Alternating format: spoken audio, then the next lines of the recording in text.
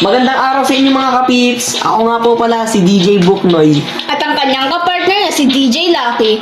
At kayo'y nakikinig ngayon sa DZDD, Radyo Balita. Mga balitang totoo, mga kwentong makabuluhan. DZDD, Radyo Balita. Kasama mo sa pag-unlad ng kaalaman.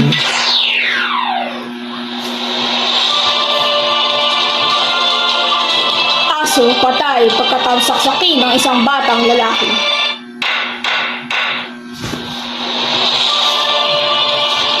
Pusa nakadagkad dahil tinali sa tricycle ng driver. Isang barangay tanod arestado pagkatapos patayin ng isang asong kumagat sa kanya. Alam mo ba kung ano nangyari noong Lunes, partner? Hindi pwede mo ba ipaalam sa akin? Noong Lunes ng hapon, naglalakad ang isang batang lalaki na 10 taong gulang pa lamang patungo sa isang tindahan. Nang may biglang asong umawol sa kanya. Naku, okay lang ba yung bata? Hindi ba siya nakagat? Huwag ka mag-alala, partner. Okay lang ang bata. Ngunit yung aso, hindi. Ayon sa bata, dahil sa taranta, ay nasaksak niya ito gamit ang gunting na daladala niya. Dala sa mabilis na pangyayari, wala nang ibang nagawa ang bata, kundi iwanan na lang sa gilid ng kalsada ang patay na katawan ng aso.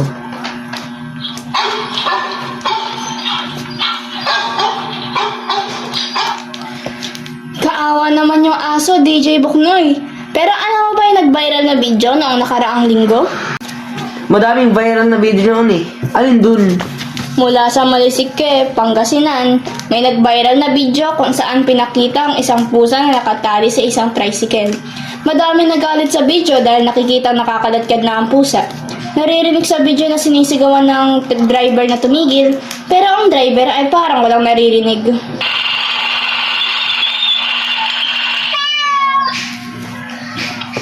Grabe na ang ibang tao ngayon, partner.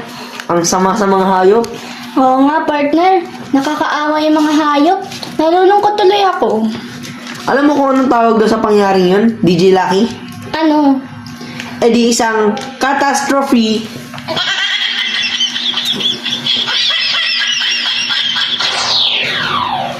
Magbabalik po kami pagkatapos ng maikling patalastas.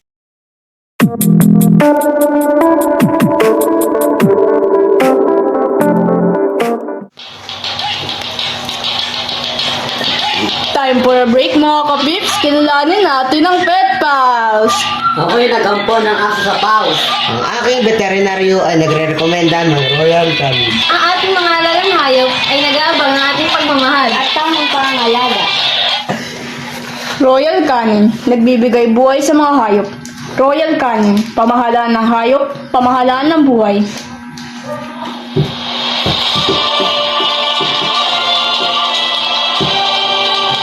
Ako po si DJ Buknoy. Ako po ay nagbabalik muli para bigyan kayo ng sapat na kaalaman. Sunod, isang barangay tanod arestado pagkatapos patayin ang isang asong kumagat sa kanya. Tama ba yung ginawa niya? Ayan po masusunod nating malalaman dito sa DZDD Radio Balita. Handa na ako makinig sa iyong ibabalita, partner. Haha, salamat DJ Lucky. Ngayon, pakinggan na natin ang ating balita. Noong alas 9 ng gabi, naglilibot daw ang isang barangay tanod na si Robert, hindi niya tunay na pangalan. Pinagsasabihan ng ilang mga kabataan na umuwi na sa kani-kanilang bahay upang makaiwas sa panganib. Ngunit, hindi siya nakaligtas sa mga batang pasaway. Wala sigurong barangay tanod na nakakaligtas sa mga makukulit at pasaway na mga bata. Kaya minsan naawa na lang ako sa kanila eh. Ako nga rin eh. Mas lalo silang nahihirapan sa trabaho nila gawa ng ibang bata. Pero tama na ang daldal natin, partner. Tayo magpatuloy sa balita. Ang mga bata ay nagtago at nakipaghabulan pa kay Robert. Habang hinahabol ang mga bata, nataranta ang isang aso sa ingay ng sigaw, ng tanod at malakas na tawanan ng mga bata. Bilang resulta, nakisali sa habulan ng aso.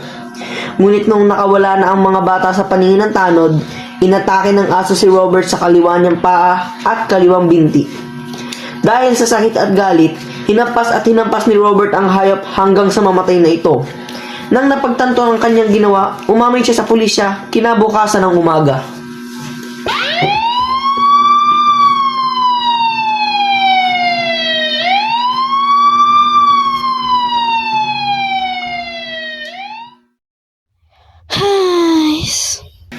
Grabe naman.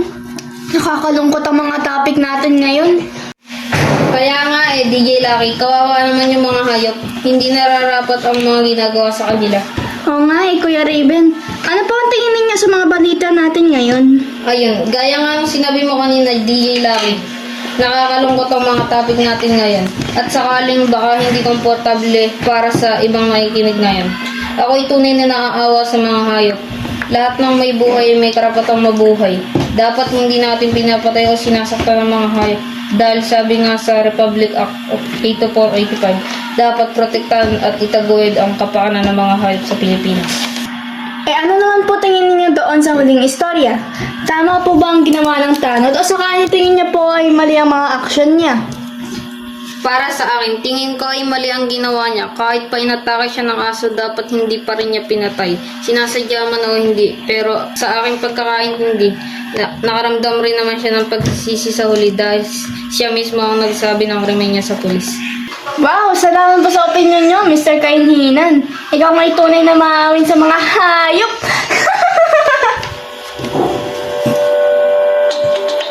At dito na po nagtatapos ang ating pagsasama. Ako po si DJ Lucky, tunog ng katotohanan, balita ng buong bansa. DZDD, Radyo Balita, nagbibigay buhay sa iyong araw. Salamat po sa pakikinig mga kapips!